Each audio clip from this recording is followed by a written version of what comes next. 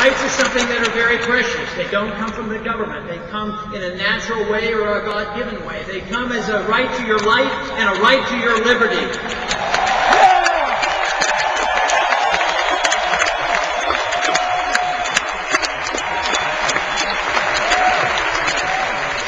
I believe the trends in the school system over the last many decades has been detrimental.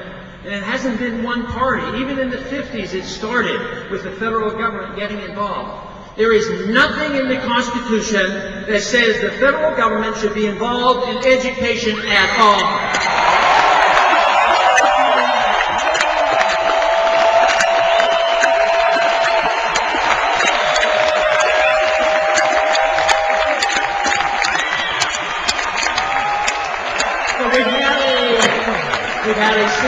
We've had a system of government that has been encouraged by our school system. The economics taught in the school system is never free market, Austrian hard money economics. It's always Keynesian soft money economics that are wrong. And not only that, we get taught history in our public schools. And who are the great presidents? The great presidents are always said to be the ones who run a war. Why don't we have the peace candidates be the great presidents?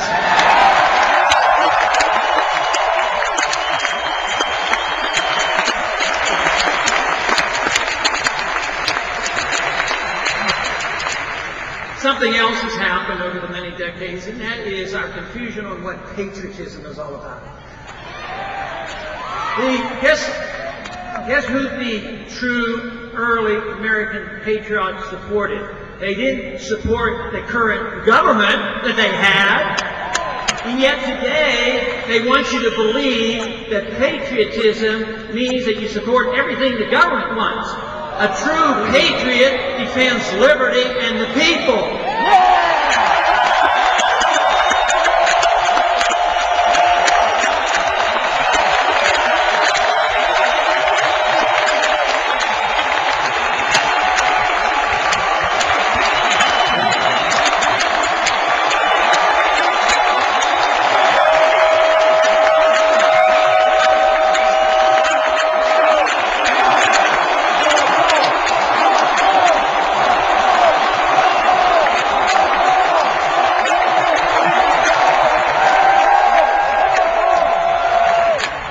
And just naming a bill the Patriot Act and voting for that doesn't make you a patriot.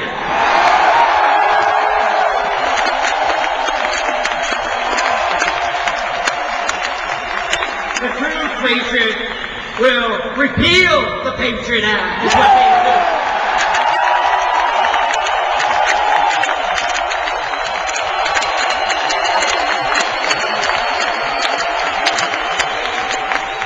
The American people have been enticed into believing is that if you support the free market system and you don't support the welfare state, then you can't be a humanitarian.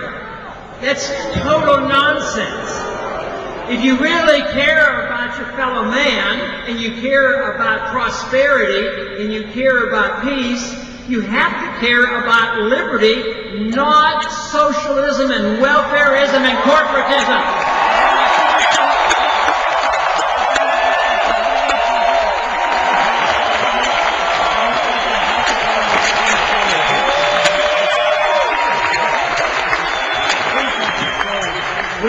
We as a group are often challenged by saying, oh, you're the people that want to go back to the dark ages. You want to go back to the dark ages of sound money.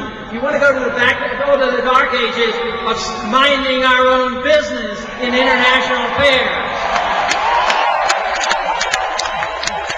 But the real truth is that the old-fashioned ideas is tyranny, and we want to get away from those old-fashioned ideas.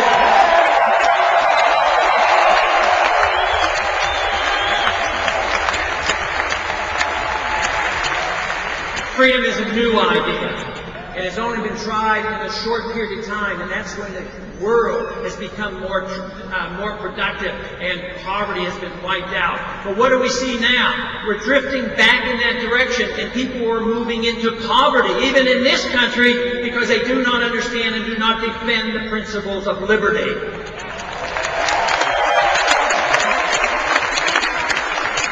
Approximately 100 years ago or so, philosophically, this country accepted the notion that freedom was made up of two parts. Two parts, one where your personal liberties mean one thing, and on the other hand, your economic liberties are separate. That is complete nonsense. Liberty is one unit. You have a right to your life. You have a right to live your life the way you want. You have a right to work hard, and you ought to have a right to keep the fruits of your labor.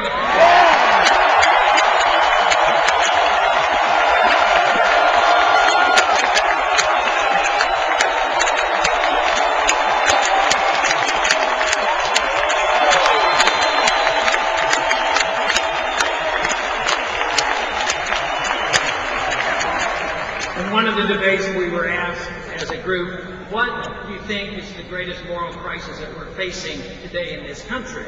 And the thought that crossed my mind during that debate, and I still believe it's one of the most serious moral crises we face, and that is we as a nation have come to accept, at least the policies go in that direction, that we as a nation now accept the principle of preventive war. Actually start a war.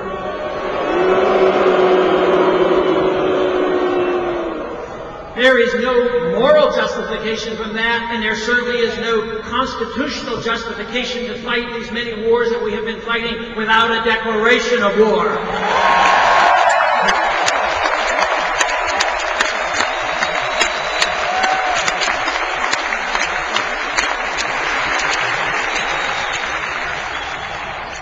We take the oath of office to obey the Constitution when we're sworn into office, and we take that when we're sworn into the military.